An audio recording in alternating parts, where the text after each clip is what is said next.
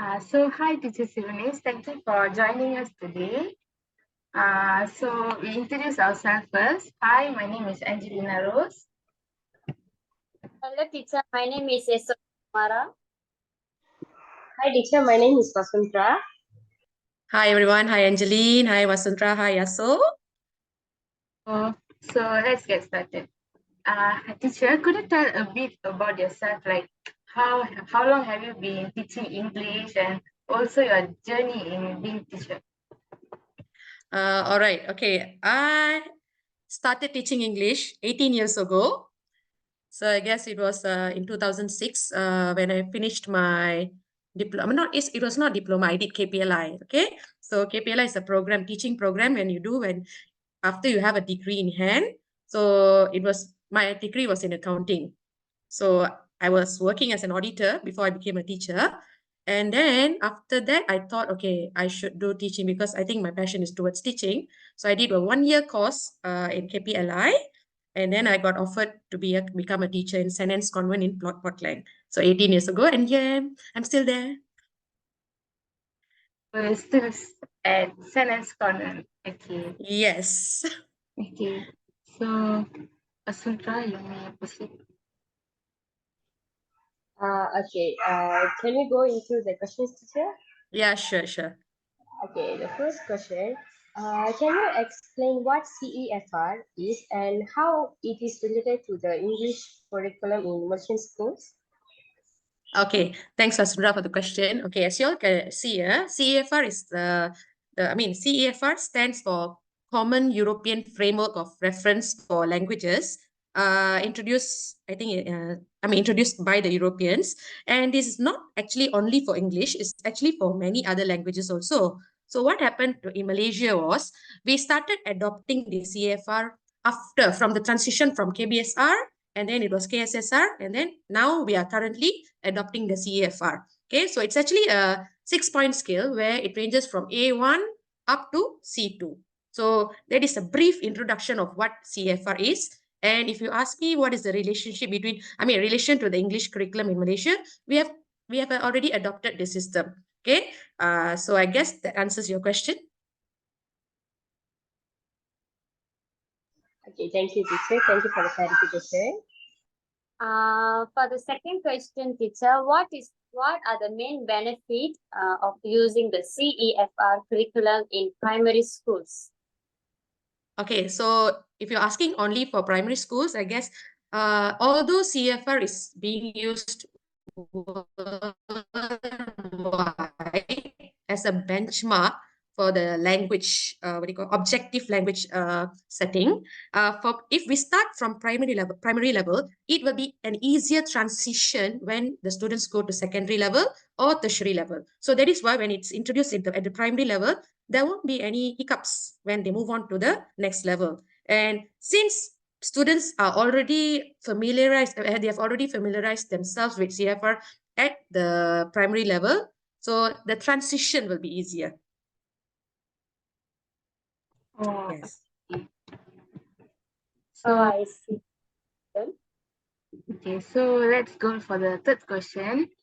Can you tell me about the way students are assessed in CEFR for primary school, and how are these assessments different from the ones used in KSSR? Okay, yeah. So if you look at teacher, I am a product of KBSR. Okay, so that means you see, KBSR. Okay, when I was studying under the KBSR system, okay, mostly, of course, you all know is exam oriented. Okay, exam oriented, and we will have test one, the midterm exam, and then the year-end exam, right? And that's all. That will be the only assessment under KBSR. Okay, and then when we moved on KSSR is when I started teaching. It was KSSR. Okay, so it's more, they focus more on the 4M. Okay, 4M.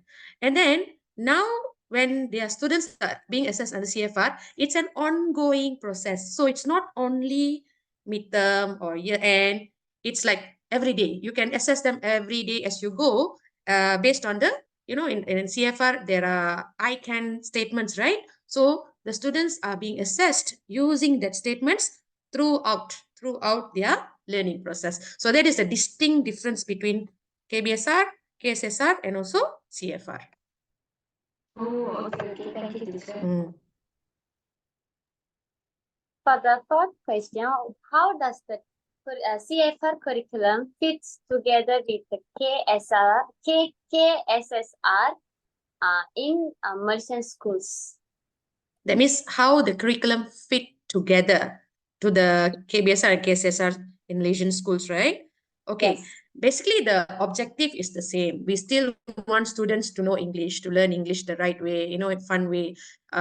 They master all the skills, listening, speaking, reading, and writing. So that doesn't change at all. I mean, it didn't change at all. Okay. Maybe, what do you call that? How it fits together? Yeah, basically, they are still learning how to read. They're still learning how to write and all. Maybe the listening and speaking components are also included and given, they are stressed, even they are given more importance. Okay. So that's how the CFR can be like, seen as being fit together with the KBSR and KSSR. The skill set that a student should master. Thank you, madam. So, teacher, how do you incorporate CEFR assessment into everyday teaching and learning activities in your school? Everyday teaching. Yeah. Okay. When you say everyday teaching, okay, actually, if you're, if you're familiar with the Malaysian syllabus, right? As for English in primary school, for level 2, maybe I can give you inputs for level 2, which means year 4, year 5, and year 6. They basically have to complete at least in 1 week, for 5 hours, 4.5 hours to 5 hours of learning English. So when we are planning our lesson, that is how we have to really incorporate the assessment, like proper lesson planning. When you're planning your lesson, set your objective well, set your what skills are you going to concentrate on, how are the students going to achieve those objectives. So you have to have certain criteria set, like that's assessment. Okay, can be done in many ways: written, observation. You can give them project-based assessments, quiz. So nowadays, CFR is like, it's not only, it's not restricted. We have many ways that we can assess students in everyday teaching. So it comes down to your lesson planning. Although people might say lesson planning only what, but actually lesson planning is the most important thing in English language teaching. Yeah, so like whenever like you want to do an activity in classroom, you have to have a lesson plan, right? Correct. Yes. True. Okay, now let's move into the next question. And teacher, what are the advantages of using the CEFR curriculum in immersion schools to help the students to improve their English language skills? Advantages, right? Okay, so advantages of using CFR. Okay, so as we know, Malaysia, we have come a long way from KBSR and KSSR, and our country tries to produce people who can speak English globally. That means we can speak English at par. Even if you want to have a simple conversation with a person from a native speaker, let's say, right? So when you have the CFR level, you can actually gauge what level are you at. Okay, for primary level, you have to have A1 minimum. You have to reach A2, A1. A1 is the most basic, right? So by the end of year 6, you're only expected to clear A2, let's say. And if we go to secondary school, it's B1 and B2, correct or not? Okay, so the advantages is that it's a proper benchmark, and we know that, okay, even Malaysians, or you compare with Vietnam, okay, Vietnam has been adopting CFR for many years. So we can actually see ourselves whether are we like falling behind or are we catching up with the level or not, with a proper objective, it's not subjective, objective scale. That is why CFR curriculum is using CFR curriculum is very advantageous in Malaysia. There's a benchmark, proper benchmark. Okay, thank you so much, teacher. Okay. So the next question, teacher, how does the assessment approach in CEFR differ from the assessment approach in KSSR? And what benefit does it offer? Assessment, as I told you, right, Angelina, sorry. assessment, KBSR, 2 tests, 2 exam, okay, midterm, year end, and then you get your grade A, B, C, D, and all, right? And then I think KSSR was similar, a little bit similar to that, okay, but CFR, it's a little bit different, where, as I told you, if students themselves can actually assess themselves, right? I'll give you a simple example. You give a project-based you give a project to your students, okay? And you're going to evaluate the project that your students have completed. Even in primary school, we do give that now, according to CFR.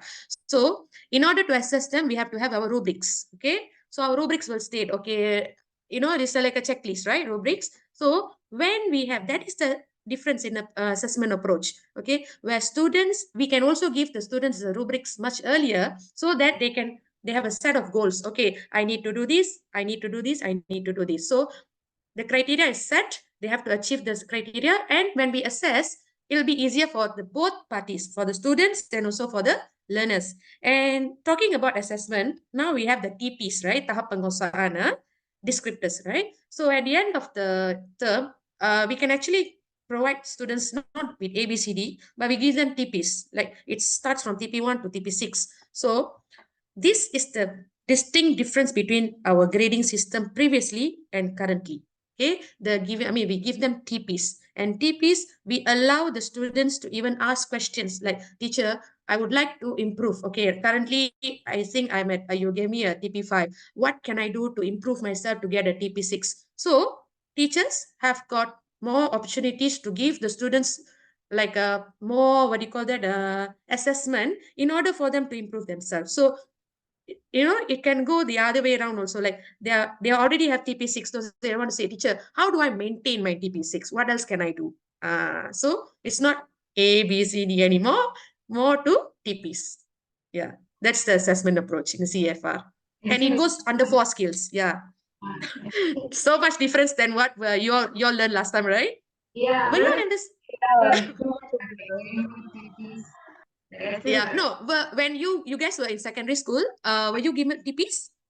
yeah, like Yeah, band, one band. bands, correct, band, yeah. In Malay, they call it TP, we're so used to that. Yeah, band, Okay. yes. But now they don't call it band anymore. They call it performance level, PL. Oh, No more band. It's not a band anymore. They kind of like they don't want to like use the that more word anymore. advanced. Yeah, for the updating. exactly. All right, moving on. We move on to the next question, madam. Have you seen any changes in students' English language learning since the CEFR was implemented? Teacher, can you give some examples?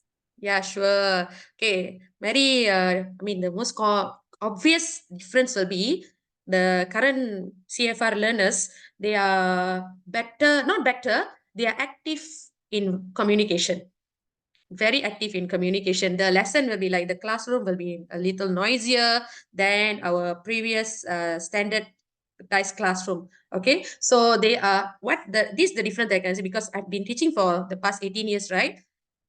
Like, yeah, the transition is like they are becoming very good communicators, and they are not afraid to make mistakes. They are even like, they'll be mixing Roja language, BM, English, Tamil, everything. Okay, but then they are very brave in using the language. That's the and that is the objective of CFR actually. They want better communicators. They focus more on communication. Yeah.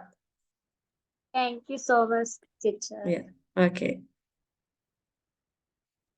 Okay, for the next R, what challenges or difficulties teacher got faced in implementing the CFR curriculum and its assessment in your classroom, teacher?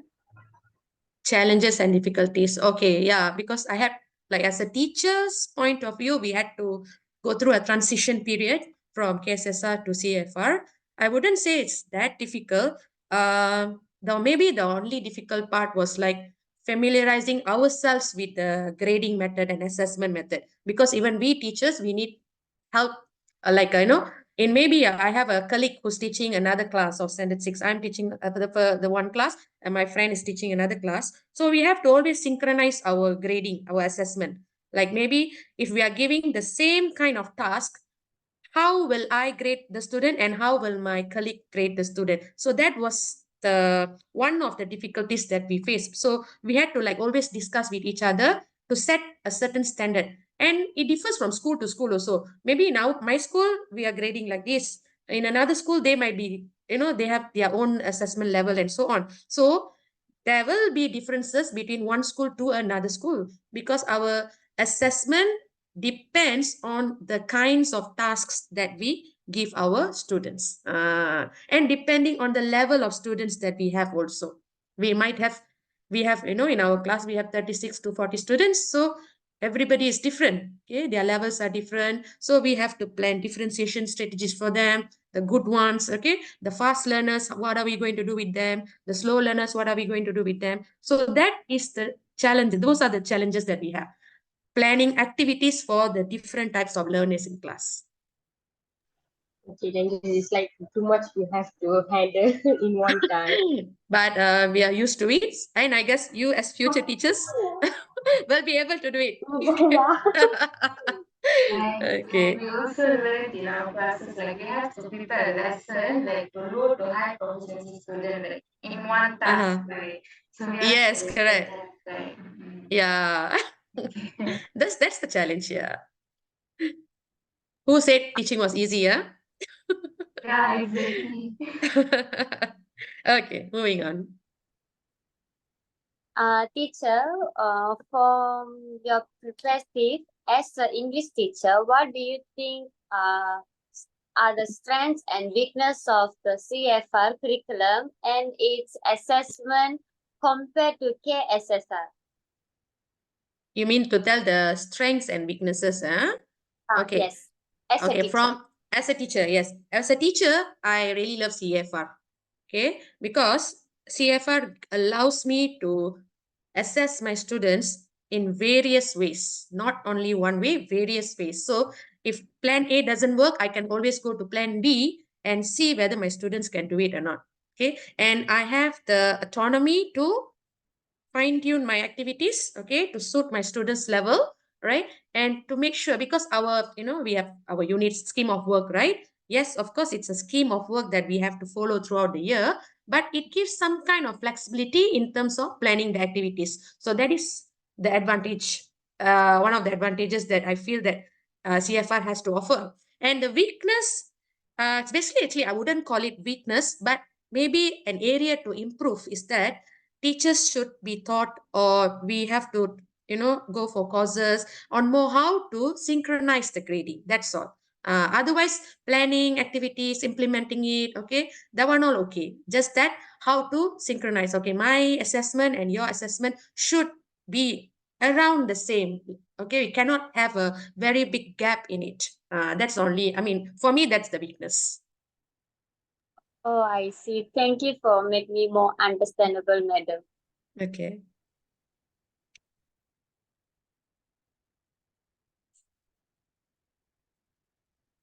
Vasu, it's your turn. Oh, you're sneezing, okay? Sorry? No, it's actually Vasu's turn now. She should be asking questions. Oh, okay. I thought the interview Okay. finished. Okay, what Okay. is the grading system followed in Malaysian primary schools for language proficiency based on the CFR framework, teacher? Like Grading the grading system. system. Yeah. Grading system. Okay, grading system, as I told you, because it's school-based assessment, classroom-based assessment. So the grading system will be, first of all, we have to think how we are going to grade them. So if we want to know how to grade them, we have to think of, okay, from what method? Observation, okay, written work, what else we can have? Project-based and all, right? So this one. And then grading will be the TPs, the performance levels. Okay, we can put them in certain performance levels based on the I can statements in our DASKP. That's how we can assess them, give them grades. So it's not very, it can, and grades can change anytime, right? So they are given the flexibility to improve their grade throughout their learning until the end of the year, where we finally give them one performance level. Yeah. Okay, thank you, So for teacher. the So for the last question, teacher, how do you suggest on how to overcome the difficulties of CFR while teaching, as well as assessing the students in primary school, like the young teachers and then the one like just started to adapt to the new CFR. So like how to overcome like suggestions. Oh, okay. How to overcome SHA practice lah. That's okay. I'm not perfect also. Okay. I'm also still learning. Okay. So basically lesson planning. But the first tips that I can give you will be lesson planning. If you plan your lesson well and you follow strictly, and sometimes you have to adapt, depending on the situation in the classroom, okay, you will not face any difficulties. If not, maybe 99% of the time, the lesson will be successful. The only variables that you have to take into account will be your students' behavior in class. That's all. Okay. But as you teach your students, you will know them better and you will know what kind of activities will suit them. So number one will be lesson planning to overcome the difficulties of teaching. Number two, assessment methods. Okay.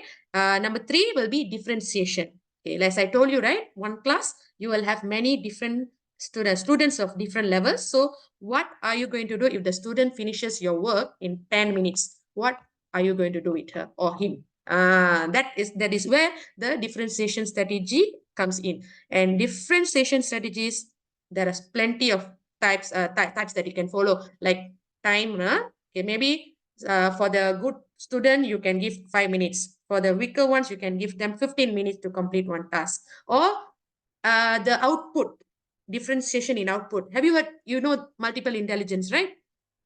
So maybe Yeah. from if the students they say, okay, if you think the student can give you a better output through drawing, let them do. Okay, if they can give you a better output by writing poetry or writing essay, some students are very good in writing, some students are very good in art, some students are very good in singing and all, performing and all. Some students, they are very intelligent but they hate writing. So what are you going to do with these people? They are not, I mean, you cannot say they are weak, right? So this is why CFR flexible, very flexible. So these are the three things that I would advise young teachers. Lesson planning, in your lesson planning, the type of activities and differentiation strategies. You can adapt it. And practice makes perfect. Yeah. Okay, teacher, thank you so much. Welcome, Thank you so welcome. much, teacher. So, Welcome. And I hope, all the best to you guys, right, in completing this diploma. And I hope you will become the best teachers in the future. Oh my God, thank thank you, you so much. teacher. Okay, nice meeting you all. I'll stop the Thanks, thanks. recording, teacher.